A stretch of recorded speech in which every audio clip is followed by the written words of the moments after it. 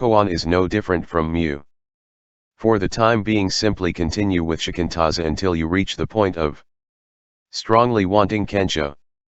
Then a koan like what is my face before my parents' birth? Or what is mu? Would be appropriate. Student. In speaking of makyo, you have said that even psychological insights about oneself are makyo. This is not only confusing but also discouraging. I've had several insights about myself during this session and felt extremely elated. But now I'm confused and don't know what to think. ROSHI. As your practice progresses, many makyo will appear. In themselves they are not harmful, they may even be beneficial in some measure. But if you become attached to or ensnared by them, they can hinder you. In the deepest sense, even the Bodhisattva canon might be said to be attached to compassion, otherwise he would be a Buddha, free of all attachments. One obsessed by the idea of helping others feels constrained to aid those who might be better off without such aid. Take a person with little money who lives simply. To give such a person material things unessential to this simple way of life would destroy that life. This would not be kindness at all. A Buddha is compassionate, but he isn't obsessed by the desire to save others. Insights about oneself are valuable, of course, but your aim is to go beyond them.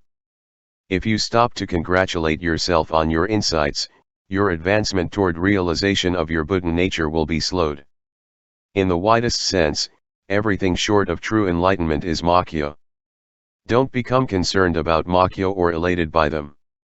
Don't allow yourself to be diverted by what are essentially transitory experiences.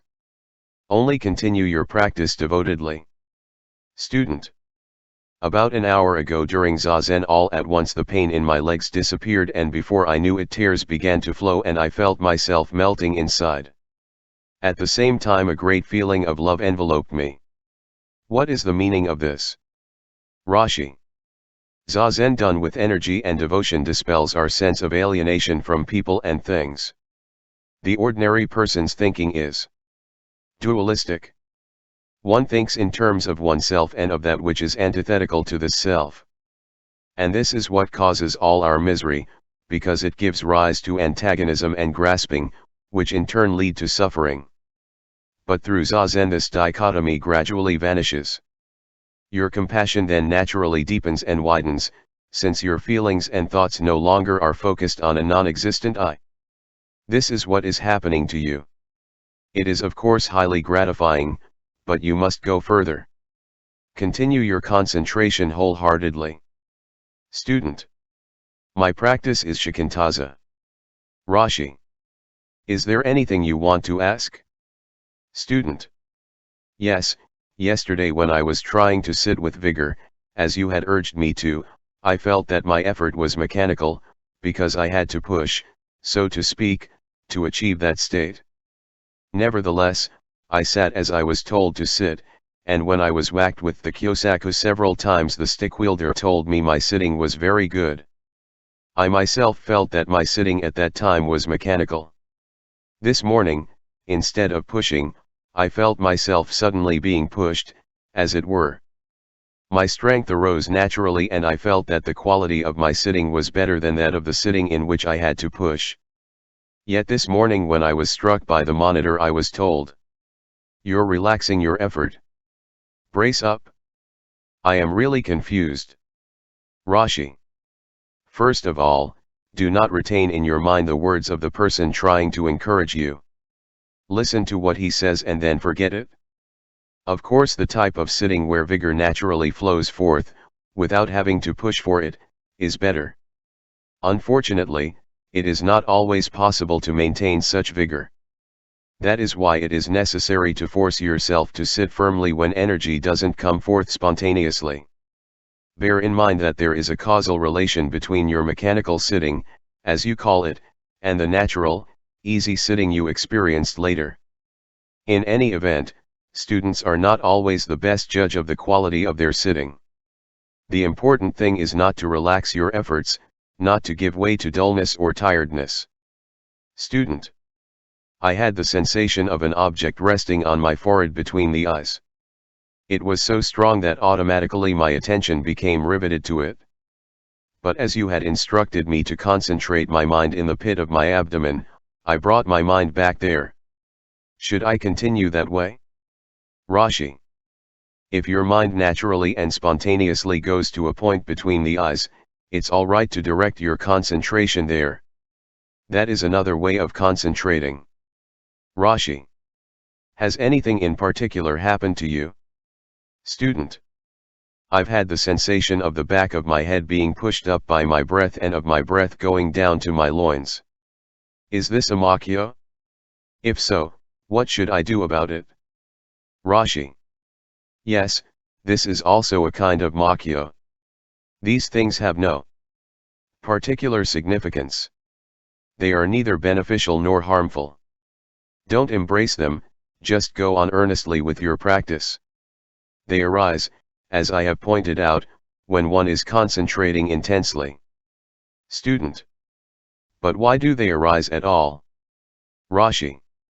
Countless thoughts, like waves on the sea, are constantly bobbing on the surface of our mind as a result of the functioning of our six senses. Point 12 Now, in our subconscious are to be found all the residual impressions of our life experience, including those of previous existences, going back to time immemorial. When Zazen penetrates so deeply that the surface and intermediate levels of consciousness are stilled, elements of this residuum bubble up to the conscious mind. These we call makya. Now, don't be enamored of them when they are pleasant, and don't become afraid when they are weird. If you cling to them, admire them or fear them, they can become a hindrance. Student. I have much pain in my legs. What can I do about it? ROSHI. If you have too much pain, it is difficult to concentrate. But when your concentration becomes strong, instead of hobbling you, pain will spur you on if you use it bravely. Student.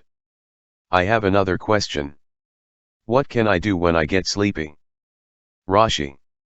It depends on the nature of your sleepiness. If it is only drowsiness, you can do the following. Swing the body lightly from side to side several times, or rub the eyes.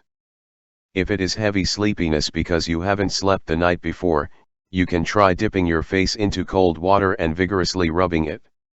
To awaken a flagging spirit, the following is helpful. Reflect that death can come at any moment either from sudden accident or serious illness, and resolve to achieve enlightenment without further delay. Student. I am afraid I have done badly in this my first sesshin. I have been unable to concentrate at all. My mind has been distracted and disturbed by the shouting of the seniors wielding the kyosaku, by the cracking sound of the kyosaku itself, by the cars and trucks, by the baby crying next door, by the dogs barking. Somehow I had imagined I would come to a quiet temple in idyllic surroundings, but it has turned out quite differently. Besides my disappointment, I am ashamed that I could do no better. ROSHI. You needn't feel that way. In the beginning everyone finds it difficult to concentrate, because the mind is so easily distracted. Ideally, of course, it is best to go to a quiet place when starting Zazen. That is why many Zen monks went and still go to solitary mountain retreats. But it is not well to stay in such an atmosphere for long. As one's powers of concentration develop and grow strong, one is able to do Zazen in any kind of surrounding. The noisier the better, in fact. With the cultivation of strong concentrative powers, one can go down to the noisiest part of the Ginza 13 and do Zazen. Student. I have a long question which will take some time to ask. I know there are many people waiting to see you, but because this is very important for me I hope you will permit me to ask it. ROSHI. Go right ahead. Student. Since the last sesshin I have been attacked in my meditation by a variety of unpleasant thoughts and feelings. And they weren't makya. About myself, about what I may call my untrue nature. In your lecture this morning you said that when we empty our mind of all thoughts, true wisdom enters. You also spoke about just seeing when we looked and just hearing when we listened. I haven't been able to do this, as my ego has always interposed itself. Now, I don't know what Kensho is, but if it is looking into one's true nature, it seems to me that what I am doing is just the reverse, namely, looking into my untrue nature. ROSHI. Before Zazen we think we are superior beings, but as we come to see ourselves more clearly we are made humble by the knowledge of our evil thoughts and deeds. But such comprehension is itself the reflection of our true nature. If we are walking in the dark, let us say, and come to a pine tree, we can't see anything of it. Then a sliver of moon appears and we observe pine needles on the ground. As the moon becomes larger we see the trunk of the tree, and then, when the moon is full, the entire tree. Our perception of all this is the reflection of our real self. Student. May I ask another question? I have seen and talked to people who had, I think, some kind of enlightenment experience. Yet often they seem troubled by what I have been calling the untrue nature. How is this possible? ROSHI. It is true that there are people who have had a Kensho experience and yet who seem to be, morally speaking, inferior to those who have not. How does it happen, you ask? These enlightened people have perceived the truth that all life in its essential nature is indivisible. But because they haven't yet purged themselves of their delusive feelings and propensities, the roots of which are embedded deeply in the unconscious, they cannot act in accordance with their inner vision.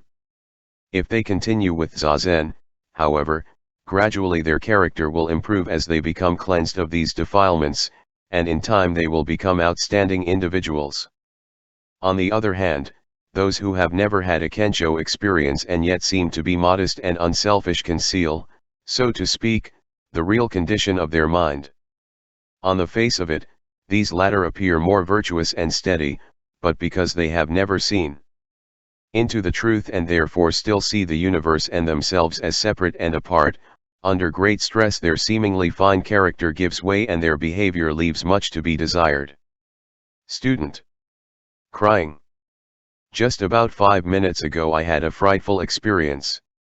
Suddenly I felt as though the whole universe had crashed into my stomach, and I burst out crying. I can't stop crying even now. ROSHI. Many strange experiences take place when you do Zazen, some of them agreeable, some of them, like your present one, fearful. But they have no particular significance. If you become elated by a pleasant occurrence and frightened by a dreadful one, such experiences may hinder you. But if you don't cling to them, they will naturally pass away. Student. Yesterday I described my experience of the whole universe rushing headlong into my stomach and of my terrible crying convulsions. After thinking about it I feel that it came about because somehow I was forcing myself. I think if I hadn't forced myself, it would not have happened. ROSHI. If you want to do Zazen in an easy, relaxed manner, that is all right too. We can make this comparison. 3 people want to reach the top of a mountain where there is an exceptionally grand view. The first doesn't want to exert himself, he wants to stroll. So of course it will take him a long time to reach the top. The second, in more of a hurry, walks with long strides, swinging his arms as he moves up. The third, in what seems like a leap and a jump, gets to the top quickly and exclaims, "Oh, what a magnificent sight!" Student. Which way is best? ROSHI. It all depends on your state of mind. If you have plenty of time, the first way is satisfactory. But if you are eager to reach the top quickly, naturally one of the other ways is better. Needless to say, to move rapidly requires more energy. Furthermore, when you exert yourself with passionate intensity you can expect untoward occurrences, frightening as well as pleasant. In other words, what you have been experiencing. Student. I would like to thank you very much. I also want to say that as I am returning to the United States next week this will be my last sesshin. While these sesshin have been painful in a number of ways, they have also been enormously revealing. Without this last one in particular I wouldn't understand myself so well as I do, and I wouldn't know how to proceed further.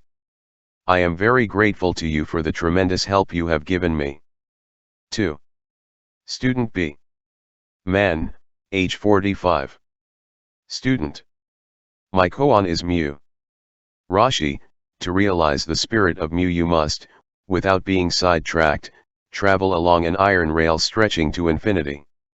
One halt, much less many, will thwart enlightenment. The narrowest.